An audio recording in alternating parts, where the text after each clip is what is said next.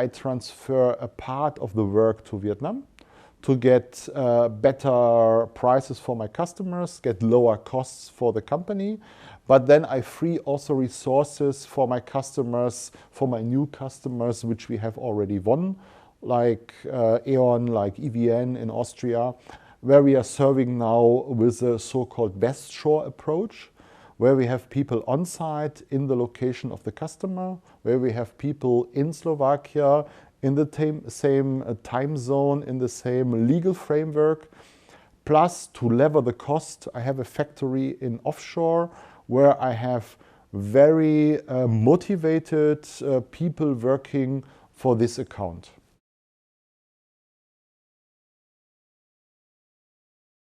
In RWE, you are going to plan things within 40 years horizon. So if you build a power plant, you need to get the allowance to build and then to have to do the tendering procedures and. And this usually takes some few years until you get the approval to build something. And then if you build this, you need to also plan the development and all this stuff around. So, and then you switch to an Asian company, which is rather agile.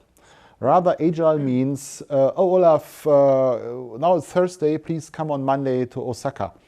So this is something what I have never recognized before with my old employer. Thus, I have to say the work for an Asian company is totally different, like with a German-based company. Sure. The culture is different, the discussion culture is different, the living culture is different, and for me, the most important thing, the work culture is different. The people have a different attitude to work. I'm not sure if you know about this, that Vietnamese people are also named like the Swiss people in Asia, because they are very much on time, very much on within the budget and so on. This is quite nice going. And as I have also experiences to work with Indian offshore companies, this is a really big advantage that we have with Vietnamese people.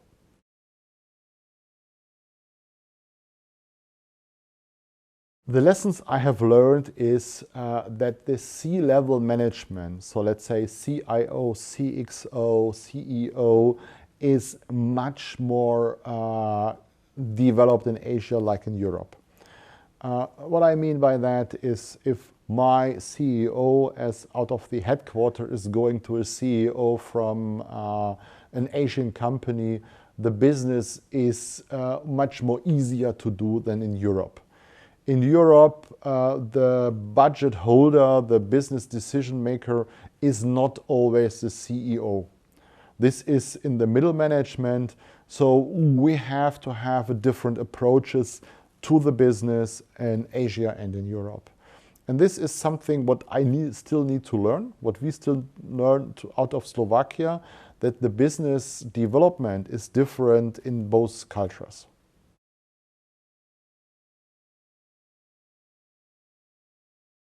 The political impact is quite huge in Asia. So without political support, it is very difficult to do business.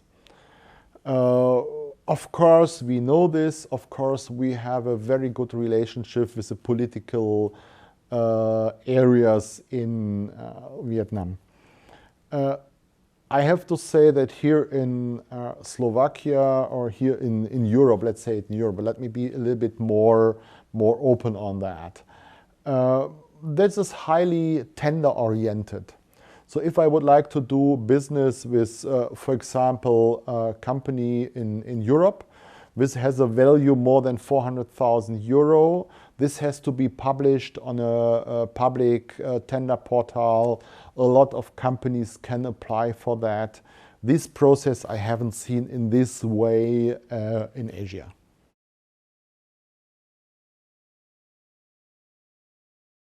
If you go to these countries in Asia, there is a lack of energy in the villages.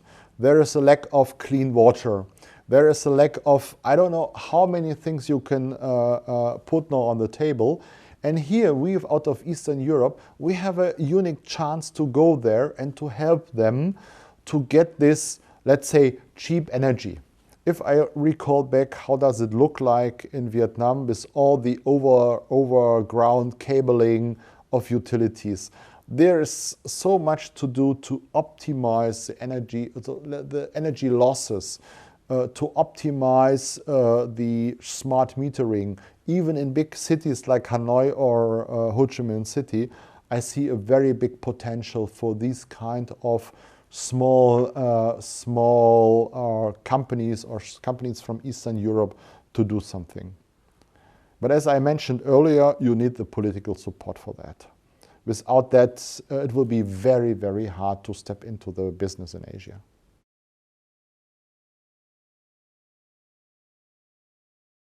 First of all, you need a hub. You need really in Asia somebody who's helping you. Without that, without getting support, you will not manage this. So you need somebody who has your trust, or whom you trust, let's say it better in this way, who is representing you, who's doing the ways for you, and then everything is possible. Smart idea, smart business concept, and then it will go. Just one thing, don't fear Asia, go and try it.